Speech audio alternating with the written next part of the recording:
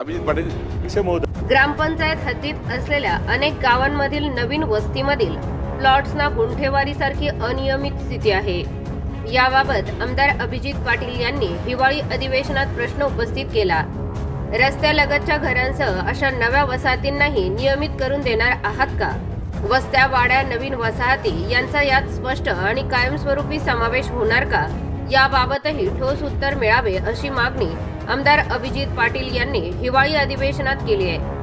बघा आमदार अभिजित पाटील यांनी मांडलेली भूमिका। त्यामध्ये मंत्री महोदयांनी शासकीय विधेयक 94 महाराष्ट्र जमीन तुकडेबंदी कायदा एकत्रीकरण याच्यामध्ये उद्देशामध्ये ब मध्ये यांनी समस्या सोडवण्याबाबत महापालिका, नगरपालिका, विशेष असलेल्या प्राधिकरण व नवीन नगरपालिका याच्यामध्ये ग्रामीण म्हणजे ग्रामपंचायत आमच्या जे गावातली लोक आहेत ज्यांना आता घरकुलं बांधायची आहेत आणि मग त्या मागच्या अधिवेशनामध्ये हा प्रश्न मंत्री महोदयांनी पण उत्तर दिलं होतं, SOP दाखल केली होती आणि मग ग्रामपंचायतच्या हद्दीमध्ये जे लोक आहेत ज्यांना आपण 200 मीटर 500 मीटरचं आपण देणार अशा पद्धतीनं सांगितलं होतं, तर ते होणार का? त्याचबरोबर त्यावेळेस देखील हाच प्रश्न जोडून बोललो होतो की मोठी गावं आहेत ज्या गावात मंत्री महोदय काय झालं आहे की वस्त्या आहेत, ज्या वस्त्यावरती देखील त्या ठिकाणी गुंठेवारीसारखे असे प्लॉट विकले गेलेत आणि गाव आत आहे रस्त्याला, त्या ठिकाणी रस्त्याच्या कडेला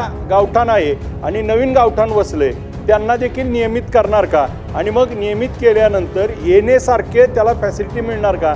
ज्याच्यावरती बँका कर्ज देतील, त्याला त्या ठिकाणी आपल्याला मॉर्गेज करता येईल आणि मग त्याचा वेगळा 7-12 उतारा निघत असताना आणि मंत्री महोदय त्या ठिकाणी आपण सकारात्मक बोलत असताना मला यामध्ये एक सगळ्यात महत्त्वाची बाब अशी करायची आहे की आपण आपले तलाठी आणि सर्कल यांना अधिकृतरित्या त्या ठिकाणी हप्ते एक 5,000 2,000 नोंदीला घ्यायचं असं काहीतरी डिक्लेअर करावं, कारण 10-10 लाख 5-5 लाख रुपयाच्या प्लॉटला जर 10% मागत असतील तर ही एक गोष्ट इतकी वाईट आहे। परंतु आपण त्या ठिकाणी एका बाजूला पगार देतोय आणि दुसऱ्या बाजूला मात्र प्रत्येक नोंदीला पैसे घेतल्याशिवाय नोंद होत नाही। मग हे दुकानदारी आता 60 लाख लोकांची दुकानदारी त्यांची चालू होणार आहे, ह्याच्यावर नेमकं आपण काय उपाययोजना करणार आहोत?